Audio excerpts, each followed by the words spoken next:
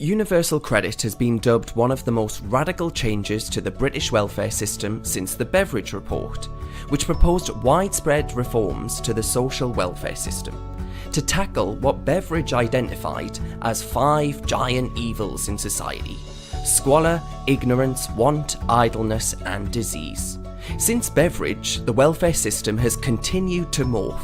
Since World War II, we've added child benefits, housing benefit, tax credits, I could go on. The list kept growing. The National Audit Office calculated that there were 24 different kinds of benefit.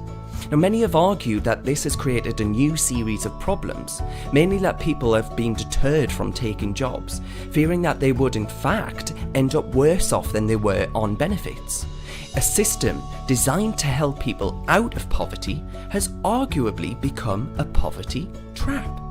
But given that the Trussell Trust is concerned about links between universal credit, financial hardship and food bank use, is it time to scrap universal credit? Or does the programme have the right ideas, suffering from poor implementation? Joining me to discuss is the IEA's Economics Fellow Julian Jessup and Patrick Spencer from the Centre for Social Justice, the think tank which I think can claim to be the brains behind the thinking behind universal credit. So hello to both of you. Patrick, I want to start with you. On that point, the idea behind universal credit was intended to make work pay. Is there evidence that it is actually working? And I want you to give a brief overview of what universal credit actually is. Okay, great opening question. So to go back to the origins of universal credit, you've got to go back to 2003, I think it was 2003 that Ian Duncan Smith was rather kind of suddenly stood down as leader of the Conservative Party, and he took a step back from frontline politics, and he really wanted to rethink, well, hang on a minute, I don't want to, I want to continue serving my country, but I've got to find something to focus on. And he had long had a problem with the fact that the Conservative Party struggled with the notion of social justice. And he wanted to try and weave that back into the Conservative narrative. So he went on a massive listening tour around the country and came across one thing that really stuck with him. That he met many, many people who wanted to work but couldn't work because of the very complicated, antiquated welfare system that they faced. And you're right in your description of the welfare system that you have a huge plethora of different entitlements that someone can claim. I think actually before the introduction of universal credit, there was 21 different working age welfare entitlements. A system where if they got a job, they would move from job seekers allowance to income support. And income support was reduced by £1 for every £1 that they earned. So it had a 100% marginal tax rate. And that continued up until about 16 hours of work a week, when all of a sudden working tax credits would come in and you'd see marginal tax rates go up and incomes shoot through the roof. Mm-hmm. And that would carry on until about the 26, 27 hour mark. And all of a sudden working tax credits were reduced at phenomenally high rates. So, you know, Ian was absolutely perplexed with this very complicated system that disincentivized someone from getting a job. And he understood a job as essential for helping people establish some independence in their life. It was essential for economic and social mobility. It was essential. It was the best route out of poverty. So in 2009, the CSJ published a paper called Dynamic Benefits, and it laid the foundation for a dynamic benefit system that combined 6 of the major working age welfare entitlements. That's child tax credit, housing benefit, income support, income-based JSA, income-related ESA, and working tax credits. And universal credit was designed that so whether you're in work or out of work, you'd be claiming UC, and the marginal tax rates would be lowered and kept at a fairly constant rate. I think the original rate was about 55%. Actually, today it's 63%. But what it ensured was that there was no disincentive to anyone who was currently out of work to get into work. And as to the evidence of whether this is working today, I think, and it'll be interesting to get Julian's thought on this, I think UC is too often conflated with some of the other things that people get upset about. So you often read about stagnating wages and gig economy employment not paying, and scrupulous employers not paying their staff properly. That's not the same as universal credit. Universal credit has been rolled out fully across the country, and marginal tax rates are below where they were for the old system. There are small problems around certain parts of universal credit. For instance, debt repayment. So if you've got debt on universal credit, those get reduced at quite a high rate, but it's quite a small chunk of the total claimant population. And so that all the evidence suggests, whether it's claimant surveys or the data, suggests that yes, universal credit has achieved its original purpose of making work pay. Do you agree with that, Julian? I do. I think it has been a factor contributing to the fact that we now have a very low level of unemployment and record rates of employment. So I think it's certainly contributed to the overall welfare of the economy. But I wouldn't downplay the impact it's had on some individuals. Stepping back a bit, the reform of universal credit is an absolutely massive change. If it weren't for the fact we're spending most of our time talking about Brexit, I think this would be at or near the front of the news every single day. There are potentially up to 7 million households who are going to be affected by this, including many of the most vulnerable in society. And for those obsessed about the money aspect, it's about £60 billion a year in public spending. So I think it's extremely important to get it right for all sorts of reasons. I think the principles behind universal credit are absolutely the correct ones. I mean, the old legacy system was frankly bonkers. I mean, all these different benefits with different eligibility criteria withdrawn at different rates, actually administered by two different departments as well, the Department for Work and Pensions and by HMRC. But the way that the new system has been rolled out has undoubtedly caused problems. I mean, the one thing in particular I think I would focus on is the delay of up to 5 and sometimes even 6 weeks before benefits are paid. And this, of course, is for people who, by definition, are surviving from week to week, who don't have large amounts of savings to tide them over. So I think if there were the one reform I would make, it's to shorten that period.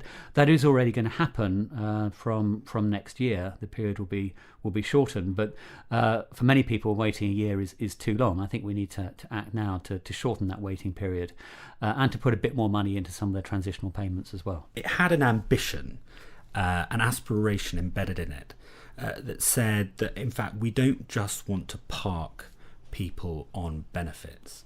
We want the welfare system to be an enabler for people who perhaps were completely forgotten under the previous government.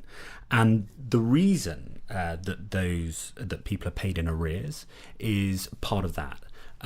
People are paid in arrears largely because they want to replicate the world of work, and people are the other point you make about people being paid in arrears and being paid directly as opposed to, so for instance, housing benefit under universal credit is paid directly to you as opposed to straight to a landlord. Mm-hmm. The reason that is because universal credit believes people should have a right to decide what to do with their own money. We shouldn't treat welfare claimants like children.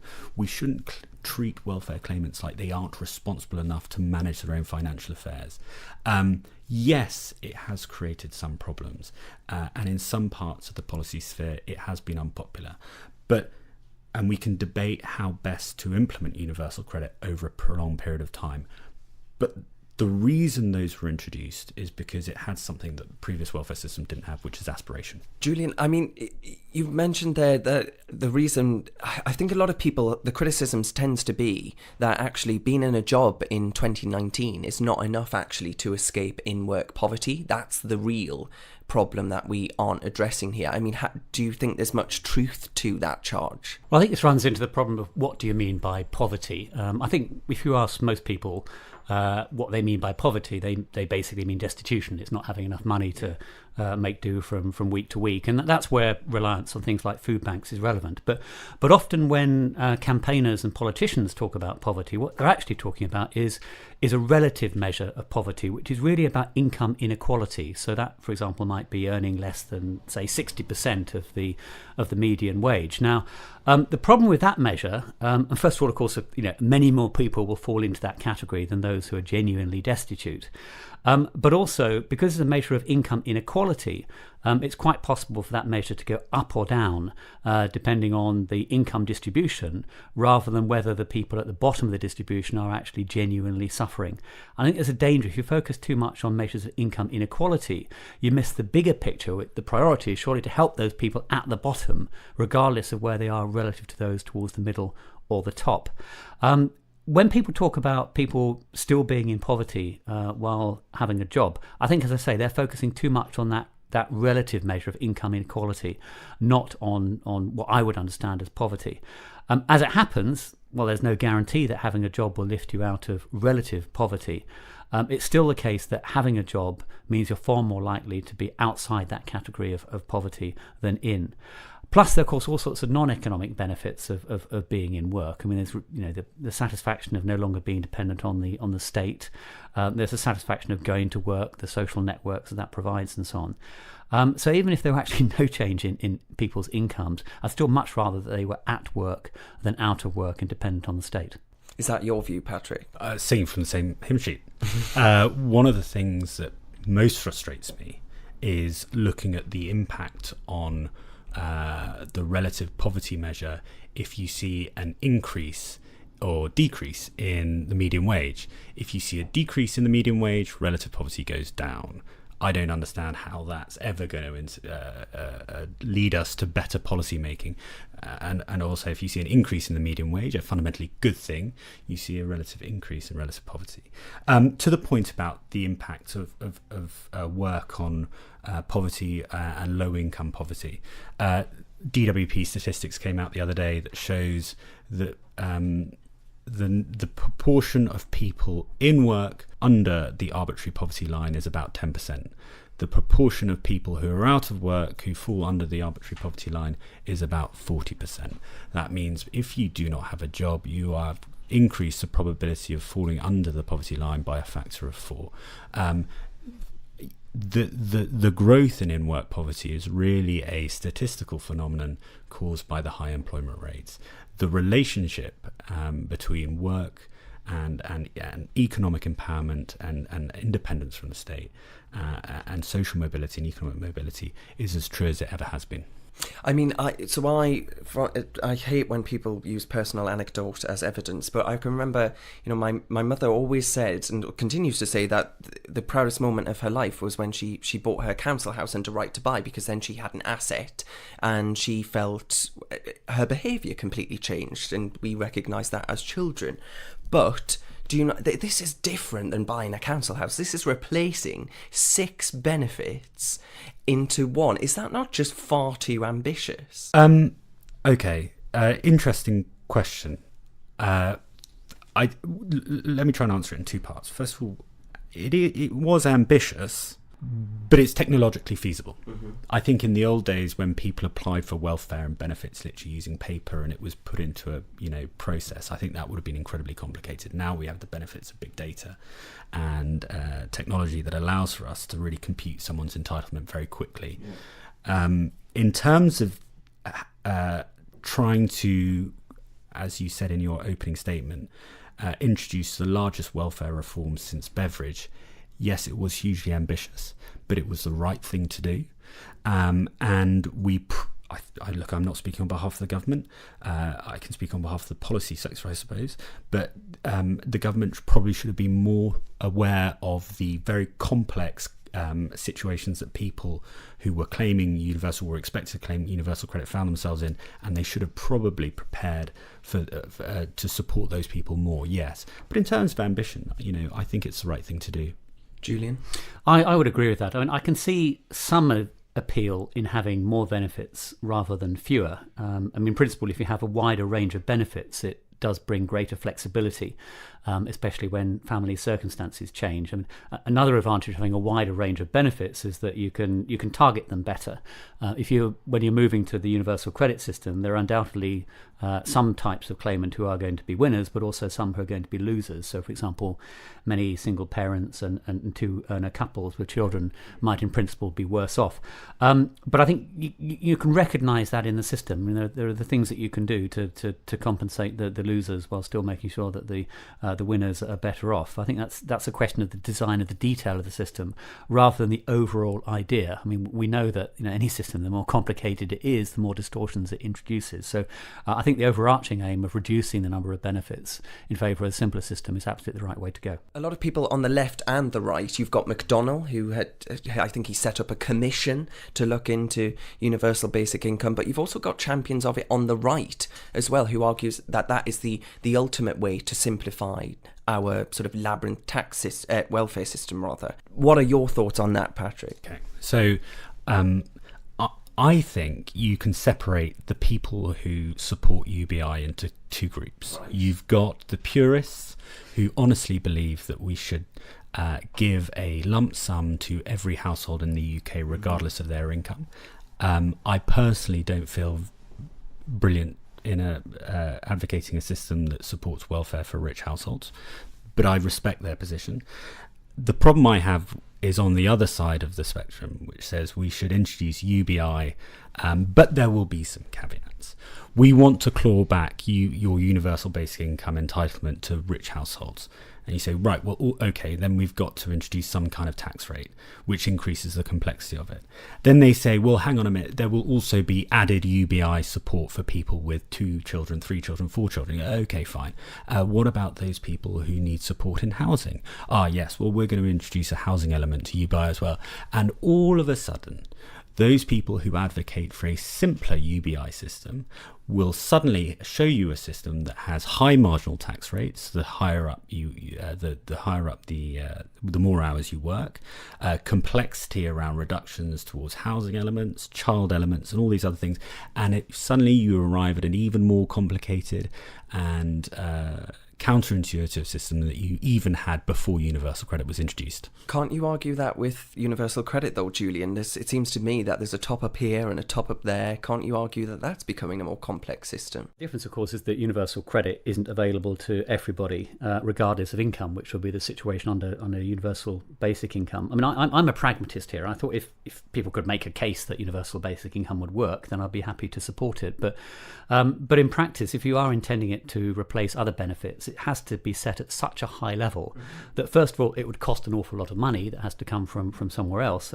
obviously from higher taxes, but also it would provide a disincentive to work. So the opposite of what universal credit is doing. If it were set at a high enough level, then why bother to work if the state basically is going to support you? So I think the basic problem with universal basic income is if it's going to achieve what it is said to be aiming to achieve, then it has to be set at such a high level that in practice it wouldn't work. And at the same time, you'd argue that, well, if you introduce a universal basic income, we shouldn't have the need for an NHS and a state education system because, your UBI should be able to support your interaction with the private market in all those respects. And when you face those arguments, people suddenly shut down. Okay, I want you to both put your sort of imagination caps on for a second and imagine that you're called into the Department of Work and Pensions. And is Amber Rudd still Secretary of State? She is still Secretary of State, isn't she? It changes like God knows what now. Musical chairs. I want you to imagine that she calls you in and she says, okay, Julian and Patrick, what changes would you make to universal credit in order to make it work? I'll start with you, Julian. Well, first of all, I would focus on what I suggested earlier, which is to reduce the minimum payment period from 5 weeks to perhaps as little as 2, if that is practically possible. But I would also do a few things to make the system a little bit more generous. So I'll have less reliance on advances on future benefits to tie people over the transition. If that does mean that in the short run people get a bit more money than might otherwise have done during the transition, then so be it. And I'd also look at the interaction between universal credit and other welfare changes that are going on. I think part of the problem, as Patrick was suggesting earlier, was that a lot of the things that are attributed to universal credit are actually other things that are going on at the same time. So, for example, the freeze on benefits. I think you have to recognise if you're doing a major reform like universal credit, that's probably not the time to be introducing other things that might make life harder than they would otherwise have been for some of the most vulnerable in our society. If you look at where perhaps universal credit has struggled. It's struggled in supporting people with really complex issues, those people who might face mental or physical disabilities, those people who have been out of the labour market for a long time, those people who have got caring responsibilities, childcare, dependents. And I think we could have done more to support job centre staff and support those claimants. I think actually if you wanted to invest in universal credit now, it might not be in the actual structured payment of it. It would be in the support staff who can actually help people on the ground.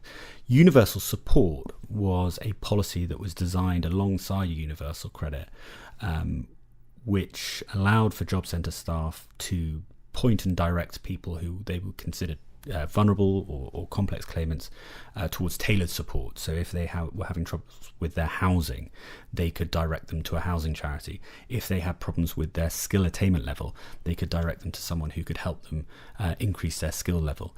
I think if I was going to advise Amber Rudd on doing anything right now, I would say invest in job centre staff, invest in universal support, and help the most vulnerable people in the country get onto universal credit. Finally, another question actually from the Secretary of State.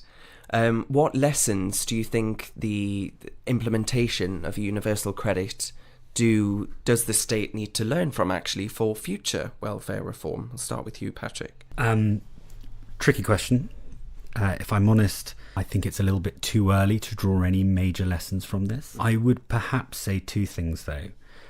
First of all, to Julian's point, the cuts introduced in 2015 were not the right cuts to make. There was a lot of money taken out in 2015, which preceded Ian Duncan Smith's resignation from government. It's absolutely right to say if you're going to introduce the biggest welfare reform in over 50 years, you probably shouldn't coincide it with structural changes to the level of entitlement. So I think that's one thing I would say. Second of all, perhaps some more pilots would have been a good idea, trying to predict, forecast, and understand how you get the most vulnerable people onto universal credit. I was at a talk with DWP recently where they were coming around to the realisation that sending letters was probably not a good idea for people who were very socially detached and isolated and didn't want to open their post with high levels of debt. That if you go onto the DW website, it is word heavy, perhaps not ideal for someone who isn't very good at reading or doesn't interact well with technology. I think there was probably things they could have done differently in the rollout phase that made it much more consumer friendly. Julian?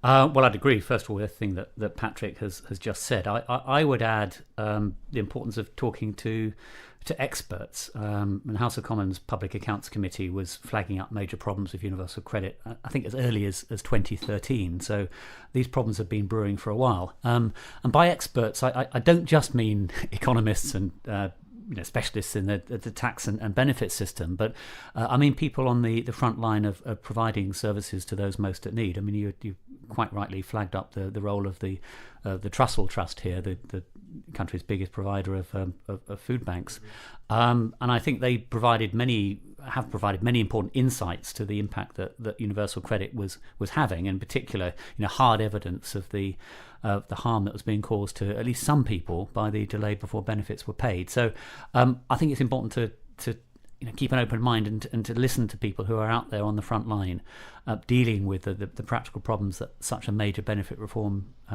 is bound, I think, to introduce. Equally, though, it's absolutely the right thing to do. I mean, universal credit is absolutely the right reform to make.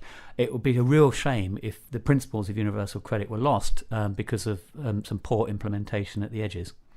All right. I mean, just the point about it being the right thing to do. I made a note because I wanted to bring this up today. France are now looking to put in place, famous for their indulgent welfare system, and now the reforms that Macron's introducing around the labour market. They want to introduce a welfare system that is similar to universal credit. The Finns, after trialling a UBI system, are now looking to introduce a universal credit style system. Universal credit, that dynamic benefit structure, structure is very similar to the EITC, the Earned Income Tax Credit that was introduced in America, that has been hugely successful at supporting vulnerable women into the labour market. If we were to throw universal credit out now, I think it would be disastrous. Thank you very much for joining me, Patrick and Julian. Thank you. You can find out more about universal credit. I'll post a link in the text of this podcast. You can get more podcasts, films and reports on the IEA website at iea.org.uk.